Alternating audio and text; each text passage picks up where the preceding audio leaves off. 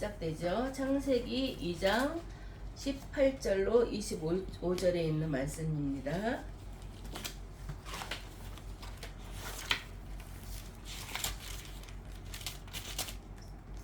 성경 3쪽에 있습니다. 맨 앞에 창세기 구약성경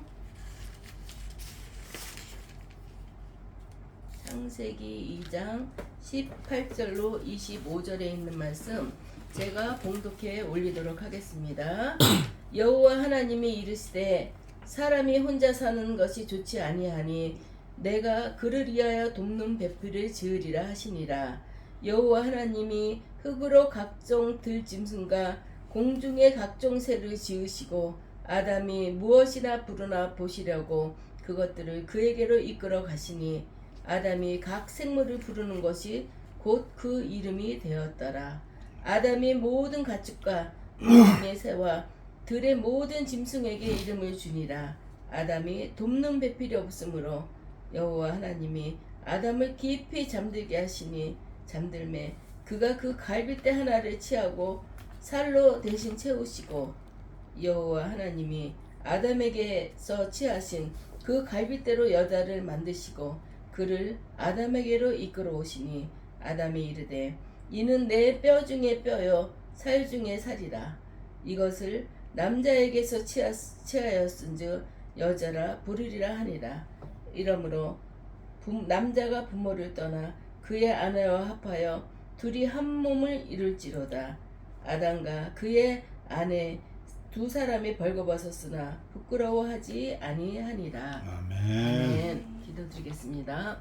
하나님 감사합니다. 주님께서 저희들을 한 주간도 지켜주시고 보호해 주셨다가 이렇게 열매 맺는 교회에서 주님을 찬양하고 주님을 송축하는 귀한 예배로 드릴 수 있도록 주여 도와주시니 감사드립니다. 오늘은 복된 날입니다. 오늘은 하나님께 영광 돌리는 날입니다. 오늘 우리 모두가 기쁜 마음으로 감사한 마음으로 주님 앞에 온전히 드려지는 이 시간이 되기 원합니다. 주님께서 또 부족한 종 이 자리에 세우셨사오니 성령의 기름 부어 주셔서 입술에서 나오는 아버지 하나님 말이 성령의 음성이 되게 하여 주셔서 그 음성에 따라서 하나님을 더욱더 가까이서 만나는 귀한 시간 될 수 있도록 주님 도와주시옵소서.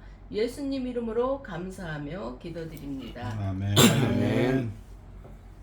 한 주간도 하나님의 은혜 가운데 다들 잘 지내셨을 거라 믿습니다. 그래도 지난주는 그렇게 비이 왔어도 그렇게 많이 이렇게 오진 않아서 한 주간 지나가는데 그렇게 큰 어려움 당하진 않았죠.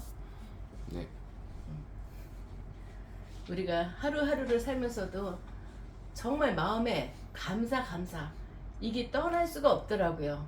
우리 믿음의 사람들은 입술에 감사가 항상 붙어 있어야 되겠어요.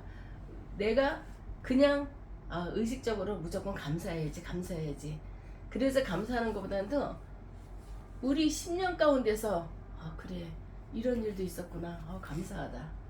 모두 감사하다. 스스로가 감사의 조건이 점점 많아지는 거 이게 우리에게 큰 은혜고 큰 축복이라고 믿게 됩니다. 오늘 말씀은 이제 사람은 어디에 있어야 하는가, 사람의 위치에 대해서 은혜를 나눠보기로 하겠습니다. 사람은 자기가 있을 곳에 있어야 됩니다. 이 매스컴을 보더라도 어떤 나라에 사고와 사건이 있는데 공직을 맡고 있는 자가 그 자리에 있어야지 됨에도 불구하고 골프장에 있든지 다른 데 여행을 가 있든지 이러면 나중에 큰 문제가 돼서 그냥 또 뭐가 하나가 뒤집어지잖아요. 그런 것처럼 사람은 내가 있을 자리가 어딘지를 분명히 알아야 됩니다. 꼭 보면은 우리가 지체장애들 보면은 또 좀 남의 도움이 필요한 자들 보면은 자기가 있어야 될 자리를 몰라요. 그래서 엉뚱한 데 가 있어 갖고 정말 사람을 애매기고 고생시키고 또 그들을 찾느라고 참 힘들어할 때가 많이 있습니다. 우리 사람들도 내가 있어야 될 자리가 어딘지를 모르고 방황하는 자들은 영적인 장애인이라고 우리는 표현할 수밖에 없습니다. 우리가 영적인 장애인이 되지 않게 해서는 내가 분명히 어디에 있어야 되는지를 우리는 확실히 알아야 되겠습니다. 가정에서도 남편은 남편의 자리에 있어야 돼요. 엉뚱한 자리에 가서 있으면 안 되고 아내는 아내의 자리. 지금은 맞벌이들을 하지만 그래도 자녀 교육하고 양육하고 엄마가 많이 손을 가야지 됩니다. 맞벌이를 한 번씩 하려니까 얼마나 힘들겠어요. 그래서 공동분담을 하는데 우리는 각자의 자리를 분명히 알아야 되겠습니다. 사람이 있어야 될 자리, 부부가 있어야 될 자리, 자녀들이 있어야 될 자리, 우리는 그것을 분명히 알아야 되겠습니다. 하나님께서는 우리를 흙으로 빚어주셨다 그랬어요. 흙으로 빚어주시고 또 아담이 독자하는 것이 안쓰럽게 생각이 된 거죠. 쓸쓸해 보이고 외롭게 보이고. 그래서 갈비뼈를 하나를 빼서 아담을 깊이 잠들게 해서 갈비뼈 하나를 빼서 하와를 만들었다는 그 우리가 정말 예수 믿지 않는 사람들도 그 내용은 다 알고 있잖아요. 그렇게 했다는 거 이거를 말하고 얘기하고 있습니다. 에덴 동산에서 하나님은 그때 아담을 만들었을 때 사람이 몇 명이나 있겠어요. 얼마 사람은 몇 명 안 되는데도 하나님께서는 그 아담을 만들고 또 짐승들을 만들었어요. 동물들을. 그러고 나서 사람에게 이 모든 것들을 다스리는 위치에 세워놨습니다. 자기 위치, 다스리는 위치, 그 모든 것들이라 그래도 사람은 없고 하나님 지으신 모든 것들을 다스리는 위치에 아담을 세워놨다는 것을 우리는 알 수가 있습니다. 하나님께서 사람에게 그런 권한만 주신 것이 아니라 실제로 그 일을 또 감당할 수 있도록 어떤 일을 또 주셨어요. 그것은 바로 모든 동식물의 이름을 짓는 일을 주셨습니다. 이 19절 보면은 여호와 하나님의 흙으로 각종 들짐승과 공중의 각종 새를 지으시고 아담이 어떻게 이름을 짓나 보시려고 그것들을 그에게 이끌어 이르시니 아담이 각 생물을 일컫는 바가 곧 그의 이름이라. 내가 설교할 때 가끔 이 얘기를 했죠. 아담을 지으시고 네가 이름을 적어봐라. 그랬을 때 소, 돼지, 꽃, 하늘은 하나님이 하늘이라 명해 주셨고 모든 것들을 만드시고 이름을 절하하고 아담에게 그 권한을 주셨던 것을 얘기하고 있습니다. 우리가 이름을 짓는다는 것이 어떤 의미겠습니까? 이름을 짓는다는 것은 그것의 정체성을 분명하게 규정짓는 것입니다. 꽃, 사과, 사과하면 우리가 상상이 되잖아요. 이렇게 생겼고 한 입 물면 새콤한 맛이 나고 새콤달콤하고 어떨 땐 그 얘기를 어떤 음식이나 어떤 거를 생각하면 이 입에서 침이 나올 때가 있잖아요. 그게 정체인 거야. 사과의 정체는 이런 거다. 그 생각만 해도 우리는 그것의 맛을 느끼는 듯한 그런 느낌을 받을 때가 있습니다. 우리는 이름을 짓 때 그냥 짓는 것이 아닙니다. 그냥 짓는 것이 아니고 그 사물의 특성을 알아야 되는 거예요. 이거를 이름을 져놓고도 내가 이거를 뭐라고 했지? 이름 생각이 안 나네? 그러면은 모르는 거예요. 누구한테 이렇게 생긴 거 그것만 알지 그런다고 그렇게 생긴 게 한두 가지겠어요? 모르는 거예요. 우리는 그 이름을 짓 때 이거의 특성을 먼저 살펴봐야 되는 거예요. 어떤 동물이 있는데 귀여워, 이뻐. 그렇지만 그게 방구 한 번 끼면 내 냄새를 진동하게 해서 다 피해야 돼. 이렇게 얘기하면 우리는 그 이름이 벌써 지어진 거잖아요. 스컹크라는 걸 우리는 아는 거예요. 그 스컹크, 내가 그 이름을 지어놓은 상태에서 그 이름을 얘기할 때 나는 가끔가다 그 이름을 우리가 무슨 얘기할 때도 그 생각이 날 듯 말 듯하네 뭐 이런 거 있잖아요. 그거요? 이러고 단 사람의 이름을 또 맞춰줄 때가 있습니다. 그런 것처럼 아담 보고 너는 내가 지어놓은 모든 것 동식물에 대해서 내가 너한테 다스리는 그 권한을 줬고 그리고 이름을 짓는 그런 일을 내가 너한테 맡기니 네가 한번 져봐라 그랬어요. 아담이 무조건 사과, 꽃 이러고 적겠어요? 나름대로 생각을 한 거예요. 요거는 이렇게 생겼으니까 이거라고 이름을 짓자. 이러면서 이름을 졌다는 것은 우리는 알 수 있는 것입니다. 하나님께서는 사람에게 또 엄청난 특권을 주셨습니다. 우리는 새와 짐승들을 만들지 않았는데도 마치 내가 만든 것처럼 그런 위치에서 이름을 짓게 또 하나님께서 하셨어요. 이름을 지으려면 얘기한 것처럼 그것의 특징이 무엇인지 알아야 되고 또 다른 것과 구별할 수 있도록 해야 되는 것입니다. 만약 이름을 지어주고도 잊어버려서 헤맨다면 헤맨다면 그게 정말 아무 소용이 없겠죠. 내가 저거를 돼지라고 그랬나? 곰이라고 그랬나? 여우라고 그랬나?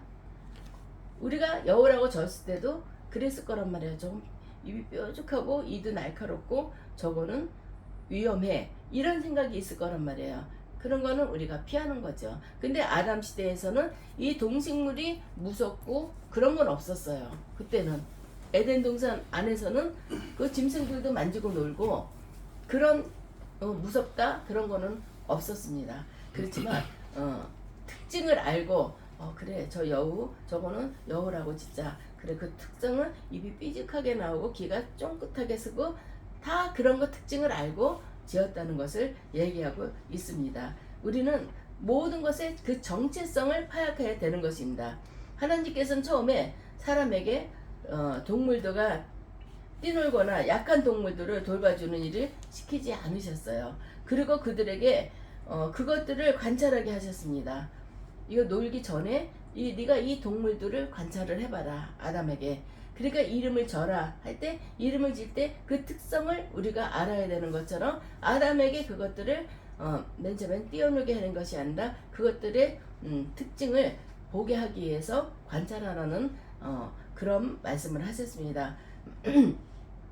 그것들의 정체성을 하나하나 밝히고 정복해 나가는 그런 것이었습니다. 하나님께서 사람으로 하여금 넌 곰이야, 너는 사슴이야, 너는 돼지야 하고 하나씩 명확하게 규명해 나가는 그런 작업을 아담을 통해서 하셨던 것입니다. 하나님께서 우리에게 시키시는 것은 무조건 배워야 됩니다. 무조건 일하고 무조건 덤벼드는 것이 아니라 그것을 관찰하는 것. 우리가 관찰하는 게 먼저라는 것입니다. 함부로 손을 대서는 안 된다는 것입니다. 어떤 사람이 그것을 주장했다고 해서 거기에 목숨 걸고 따라다니는 사람은 우린 미련한 사람이에요. 지금 그게 문제가 될 때도 많잖아요. 뭐 코인이나 뭐나 뭐를 주식 같은 것도 어디에 뭐 투자했더니 나는 얼마를 벌었어. 사람들 그걸로 다 몰리는 거예요.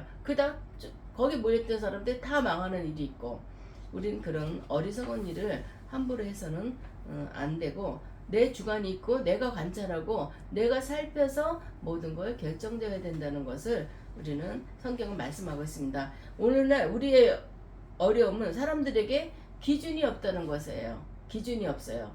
그냥 근거 없이 어떤 사람의 말에 의해서 그냥 덤벼드는 것입니다. 원칙이 정해지지 않았는데 되는 대로 아무 회사나 들어가게 되고 또 결혼할 의사가 없는데도 아무 사람 만나가지고 대충 요즘 그 정체성이 없어요. 원칙이 없어요. 그리고 살다가 요즘 젊은 사람 추세가 여긴 상관이 없으니까 내가 이런 말을 담대히 하지만 그래 살다가 이혼하는 것보다 살아보고 결혼하는 거 괜찮지 이렇게 생각하는 젊은 사람들이 너무 많다는 거예요. 이거는 너무 잘못된 것이죠. 결혼이라는 건 신성한 것입니다. 하나님께서 아담과 하와를 비유를 들자면은 아담의 갈비뼈를 통해서 하와를 만들었어요. 그럼 부부가 그냥 부부가 되겠어요? 하나님이 짝지어진 배필입니다. 성경에서는 하나님이 짝지어진 배필을 사람의 임의로 이것을 파괴할 수가 없다고 그렇게 말씀하고 있습니다. 근데 요즘 젊은 사람들이 질서가 없기 때문에 자기들 편한 대로 자기들 마음대로 이렇게 하다 보니까 세상이 좀 어지럽고 혼탁해지는 그런 일들이 많이 있게 됩니다. 우리는 그렇기 때문에 이 모든 것들이 호기심과 그 정체성에 문제가 있기 때문에 이런 일들이 생기는 것입니다. 무엇보다도 우리는 자식들을 키우면서도 가정을 이끌어가면서도 선악의 기준이 명확해야 됩니다. 어떤 게 선한 건지 어떤 게 악한 건지를 해야 됩니다. 학교에서 선생님께서는 아니 하나님께서는 부모에게 자녀를 맡기신 이유가 무엇이겠습니까? 글 배우고 뭐 학문을 배우고 공부한다는 것은 우리가 학교를 보내거나 무슨 시설을 보내서 학원 같은 데 보내서 배울 수 있어요. 그렇지만 가정에서 배우는 거 가정교육이라고 그러잖아요. 이거를 통해서 이거는 하면 안 된다, 이거는 해야 된다, 남한테 뭐를 할 때는 이렇게 해야 된다, 또 예의도 가르치고 이거는 악한 거야, 악한 사람의 꾀를 쫓아가면 안 되는 거다. 저 사람한테 사람들이 그러잖아요. 어떤 사람은 손바닥에 달아줬어, 너무 아부를 하느라고. 근데 저 사람은 악한 사람인데 저 사람한테 내가 기대서 손바닥을 비비면은 나한테도 뭐가 올 줄 알고. 근데 그런 행동은 하는 게 아니고 악한 그러잖아요. 나쁜 친구는 사귀지 말라 그러잖아요. 어울리지 말라 그러잖아요. 학교 다닐 때도 그냥 애들 공부 안 하고 껄렁껄렁대고 이렇게 다니는 애들 걔네들이랑 어울리지 보면 내 자식은 괜찮았는데 그대로 흐르게 돼 있어요. 그러니까 그런 것의 선과 악의 기준을 정해주는 거는 부모가 해야 된다는 것을 말씀하고 있습니다. 요즘 부모들은 이거를 가르쳐 줄 것을 가르쳐 주질 않아요. 무조건 남보다 이겨야 되는 거예요. 눌러야 되는 거예요. 우리 부모님 세대 때는 서로 양보하면서 하라. 네가 조금 손해보는 게 더 낫다. 이렇게 얘기를 했어요. 싸우지 말라. 이러면서. 근데 지금은 그러면 큰일 나요. 이겨야 돼. 무조건. 네가 쟤를 이겨야지만 너는 성공하는 거야. 네가 위에 올라가는 거야. 지금 부모들은 그래요. 그리고 우리 때만 해도 그냥 우린 결혼해서도 남편 중심으로 하잖아요. 지금은 서로가 가정 중심으로 하지만 딸만 키우는 엄마들은 사이를 지잡듯이 잡더라고요. 보니까 나도 너 공부한 만큼 내 딸 그렇게 공부시켰다. 얘도 귀하게 큰 자식이다. 그러니까 니네들 내 딸도 당연히 이렇게 대접을 받고 그래야 된다 하고 그 교육관이 부모들이 너무 틀려지고 있다는 것을 우리는 알 수 있게 됩니다. 이런 거는 하나님이 절대로 원하는 게 아니고 하나님의 방법이 아닌 것은 하나님이 축복하지 않는다는 것을 우리는 어릴 때부터 믿음 안에서 하나님은 이렇게 하라 너한테 명령하신다. 이런 것은 너희가 하면 안 된다. 부모를 그래서 십계명을 세워주신 거예요. 부모를 공경하라. 남의 것을 탐하지 말라. 그리고 그런 것들을 어릴 때부터 교육을 해줘야 된다는 것입니다. 우리가 말씀을 붙잡고 간다고 해도 바로 환경의 변화는 되지 않아요. 그러나 성경은 방대한 정보와 이를 처리할 수 있는 사고의 틀과 우선순위를 정할 수 있는 지혜를 우리에게 주셨습니다. 선악을 분별하게 해줘요. 그 성경의 말씀이. 선한 그런 사람은 절대로 망하지 않습니다. 하나님 말씀대로 하나님 명령대로 사는 사람들은 절대로 망하지 않아요. 육신의 눈으로 볼 때는 저 사람은 저렇게 어리석게 살아. 세상에 그래도 우리는 세상의 사람으로 태어났고 이 세상에 속한 사람인데 저렇게 어리석게 살아. 사람들의 비난을 받을지언정 나중을 보면은 정말 이 사람이 바르게 살았구나. 하나님 말씀대로 사는 사람들이 정말 정확하게 살았구나를 우리는 알게 됩니다. 돈이 많다고 지금 당장 돈이 많다고 부를 누리고 사는 것보다도 말씀 안에서 자녀들을 교육시키고 성장시키고 이렇게 살았던 사람들을 보면요. 가진 것은 넉넉하지 않는다 하더라도 이 자식을 통해서 효도를 받더라고요. 그냥 부만 가지고 자식을 그냥 풍요롭게만 해준 부모들은 끝까지 자녀들에게 뺏기는 작업밖에는 안 돼요. 뺏기는 존재밖에 안 돼요. 그렇지만 말씀 안에서 물질적으로는 좀 부족하지만 사랑으로 양육한 사람들은 보면 자식들이 부모를 공경해요. 그런 차이점을 볼 때 그래 이게 성공이구나. 우리가 많은 재산을 자식들에게 주는 것보다도 자식들이 인격적으로 바로 서고 믿음 안에서 바로 서서 이 사회에 어떤 어려움이 있더라도 이기며 나갈 수 있는 거, 이게 바른 교육이다, 이런 생각을 하게 됩니다.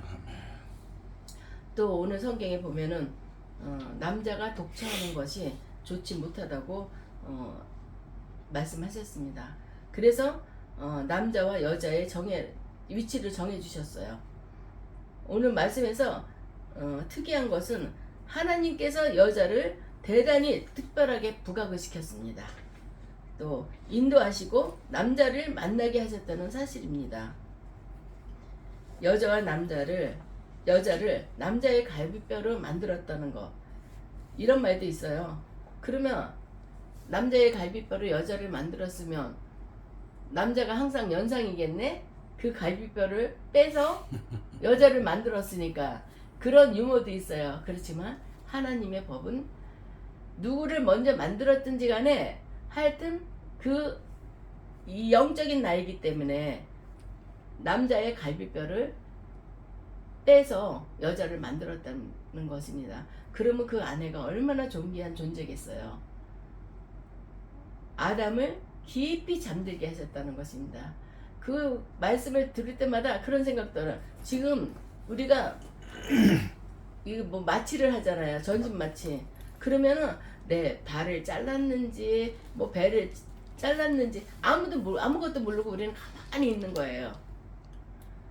하나님은 그 작업을 하셨다는 거예요.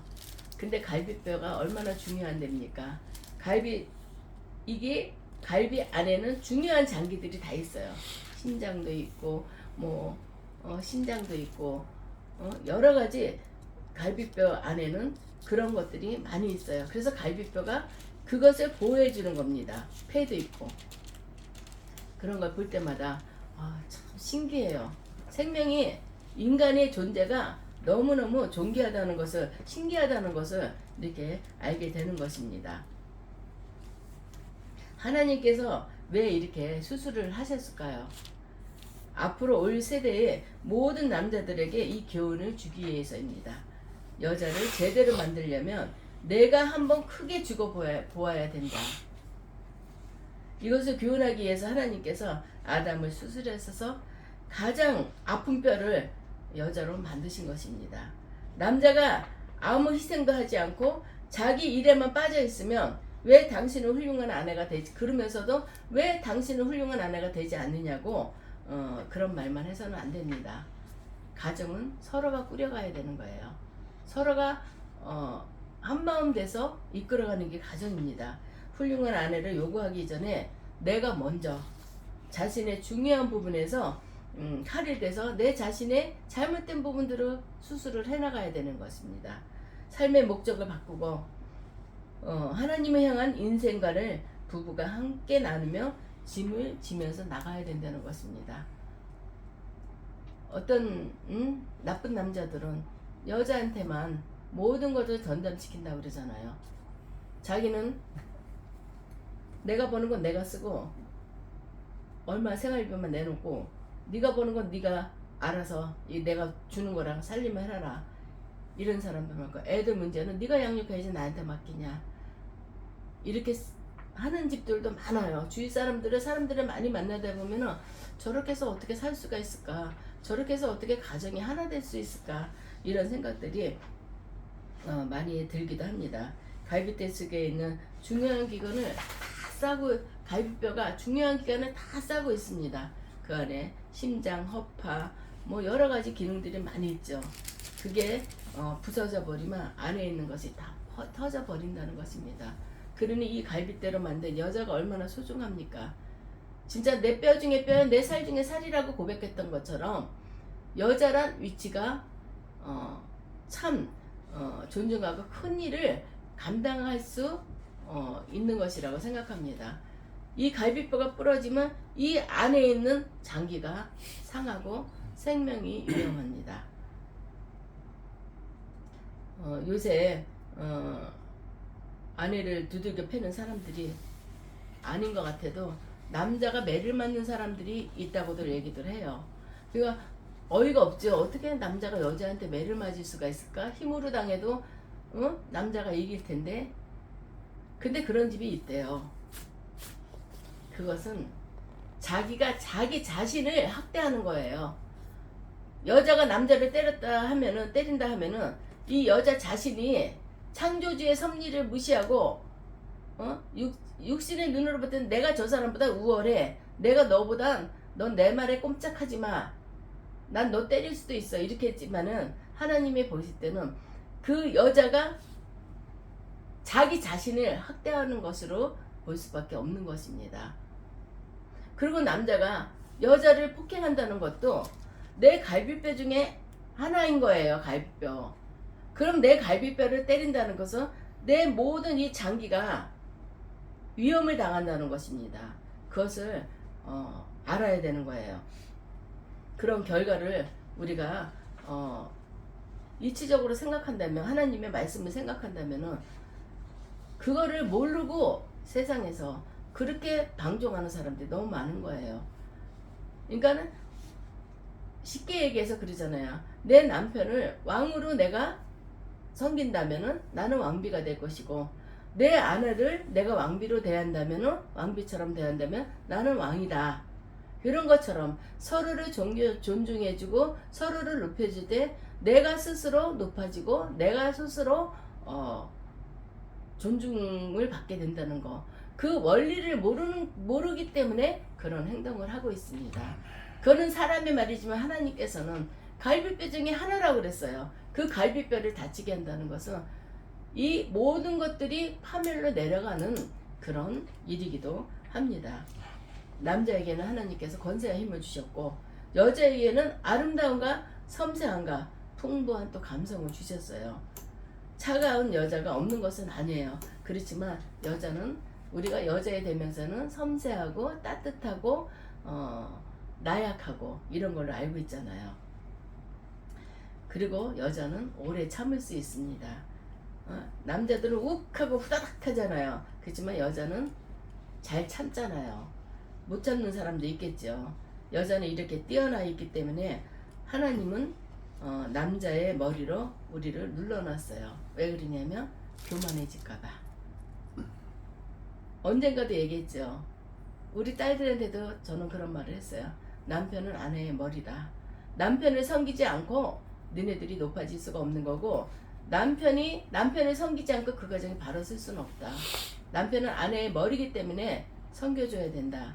그리고 남편들은 아내를, 아담이 하와를 보고 얘기했던 것처럼 내 뼈 중에 뼈요, 내 살 중에 살이라고 존귀한, 그게 얼마나 정말 그 로맨티스트라고 얘기를 해야 될까요? 얼마나 그게 정말 사랑스러운 말이에요. 당신은 내 뼈 중에 뼈야, 내 살 중에 살이야. 나랑 한 몸이다. 내가 그만큼 아낀다. 그렇잖아요. 우리는 성경대로 살면 아무 문제가 없어요.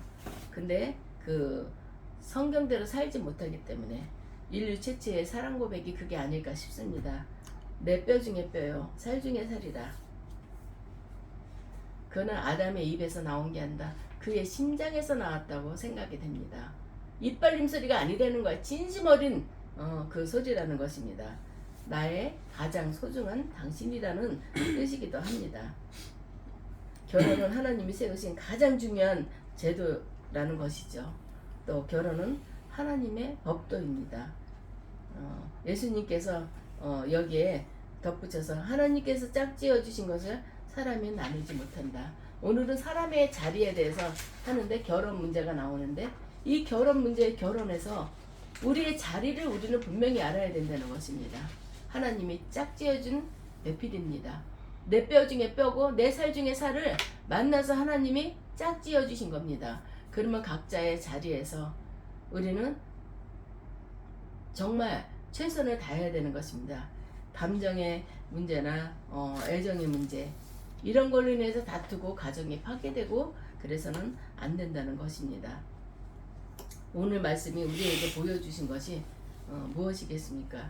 우리가 살고 있는 시대는 수많은 일과 지식의 정보가 많이 있어요. 여기서 무조건 우리는 달려들지 말아야 되겠고, 우리는 가정에 그냥 이루어지는 건 아무것도 없어요. 하나님이 짝 지어주셔서 어디서 만났든지 간에 하나님이 계획이 없으면 그 사람을 만날 수 없는 거예요. 하나님이 짝지어준 배필을 만나서 가정을 꾸리고 살면서 우리가 하나님의 말씀대로 그 말씀을 따라서 산다면은 우리는 아무런 문제가 없어요. 남편은 남편의 자리에서, 아내는 아내의 자리에서 하나님께서는 우리에게 또 다스리는 권세를 주셨어요. 모든 만물을 우리가 왕같이 존귀한 제사장이라고 하나님은 또 말씀해 주셨습니다. 우리는 하나님의 말씀을 보면서 우리는 왕같은 제사장이니까 얼마나 기가 살아요. 지금 모든 것들을 하나님이 주관하시고 계시고 하나님이 보고 계신다는 것을 생각할 때는 더 우리가 기가 살게 됩니다. 하나님의 말씀대로 하나님이 세워주신 목적대로 우리가 살아간다면은 가정에서도 그렇고 내 직장에서도 그렇고 존귀한 존재로서 인정받고 사는 사람들이 다 될 줄을 믿습니다. 소중한 만큼 주님의 은혜 안에서 아름답고 빛나는 삶을 살아가는 것이 바로 하나님의 뜻입니다. 그 뜻을 이루고 가꾸는 우리 모두가 되시길 주님의 이름으로 축원합니다. 기도하겠습니다. 할렐루야. 살아계신 아버지 하나님, 주님의 은혜를 진실로 감사합니다. 아버지께서는 저희들을 이처럼 사랑해 주시고 또 아버지 하나님, 우리가 사람으로서 하나님께서 모든 것을 다스리고 또 부리게 하는 그런 권세까지 주셨으니 우리가 그 모든 것들을 잘 누리고 살아갈 수 있도록 주님 도와주시옵소서. 아담이 내 뼈 중에 뼈요 내 살 중에 살이라고 하와를 고백했던 것처럼 우리 가정에서 모든 자들이 정말 서로가 내 몸 아끼듯 아끼며 아름다운 가정을 꾸며나가며 하나님이 주시는 그런 아름다운 가정에서 창조 질서를 무너뜨리지 않고 세워나가는 그런 가정들 될 수 있도록 주님 축복해 주시옵소서.